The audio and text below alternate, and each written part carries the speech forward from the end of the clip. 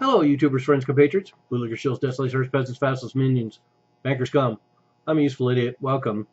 And back to the not-so-good USA right now because we have this Goldman Sachs story, and it's a little old now, but there's some good timing because not only do we have this Goldman Sachs settlement for mortgage fraud, in which they were giving an eye-popping $5.1 billion fine, and of course that doesn't mean much when you dig into the details. But the timing's good because a report came out last year as well that said that federal prosecution of white-collar crime is at a 20-year low. And so Goldman Sachs is one of the poster children for this banker fraud and all this crime that's been going on in all these banks. We have Wells Fargo just had another settlement for another whole different kind of fraud. And then we had J.P. Morgan paid $13 billion in fines for some mortgage fraud, and Morgan Stanley as well, $3 billion in fines. But of course, in the fine print, we find out that $2.4 billion will be a civil penalty, and then we have $2.6 billion, which is consumer relief. And so Goldman Sachs will be allowed to give lip service to consumer relief, but most importantly, we'll be able to use that as a tax write-off, and we'll be able to skip out on over $1 billion along with other tax credits.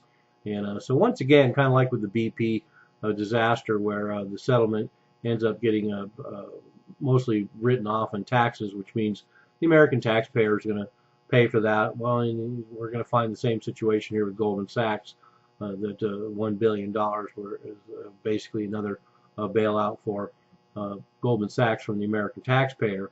And so they're supposedly going to make a $240 million contribution to affordable housing. They only have to have a 30% fulfillment requirement because of the credits they're going to get from the government. So sweetheart deal.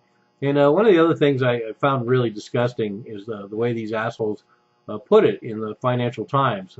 Remember, Financial Times is a bullhorn for the international banking conglomerate and all the academic economists and the central banking culture.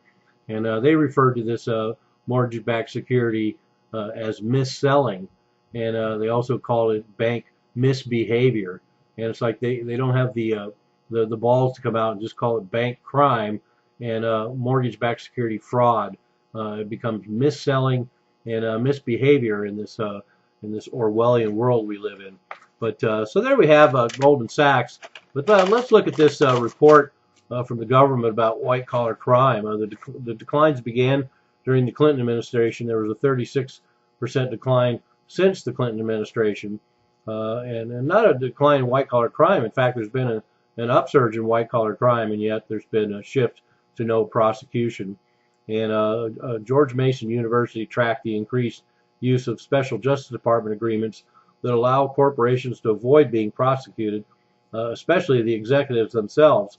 So in other words, ever since the Clinton administration, we've had this symbiotic relationship between the government, the Justice Department, the Treasury, and Wall Street, and they get all these sweetheart deals. They want to make sure that the banks can continue all this criminal activity, which of course makes our government more wealthy as well, especially Congress, and then we protect these executives and make sure that they could avoid prosecution.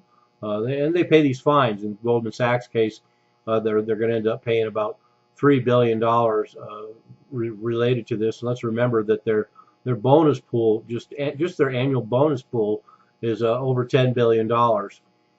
So that kind of fine is just the cost of doing business.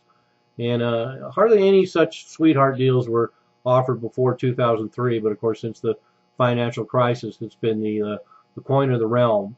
2007 to 2011, 44% of these cases were deferred or non-prosecuted, and that doesn't include the fact that occasionally you get someone like J.P. Morgan that's actually charged with a felony involved in this, but business goes on.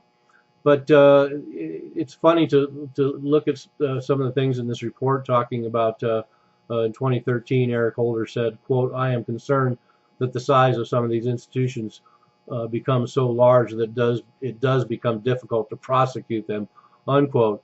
So that's a good excuse. They're just too big too big to prosecute, and he's worried about the negative impact on the economy. And so crime apparently does pay. It just depends on which sector you're working in. And government lawyers were worried about layoffs, shareholder losses, and industry health. And wouldn't it be great if you had a small business that was involved in criminal activity, and you could have government lawyers that would defend you because they were worried about job losses, your profits, and the health of the small town you lived in. But this Holder policy is pretty funny too, because when you look at Holder, he went back to the very law firm that defends white collar crime once he got out of government work. So he's back in there supporting white collar crime, just like he did when he was in the government. And the most hilarious thing about that whole idea with Holder and this whole report is the fact that Holder says all those fines were effective. He thinks it's actually changed banker culture because of these slap on the wrist they've gotten and these symbolic fines. So, well, that's great, Holder, Eric Holder. You pat yourself on the back for that. If you've managed to convince yourself that you did a good job and banker culture has changed, then more power to you. I'm a useful idiot. Don't you be one too.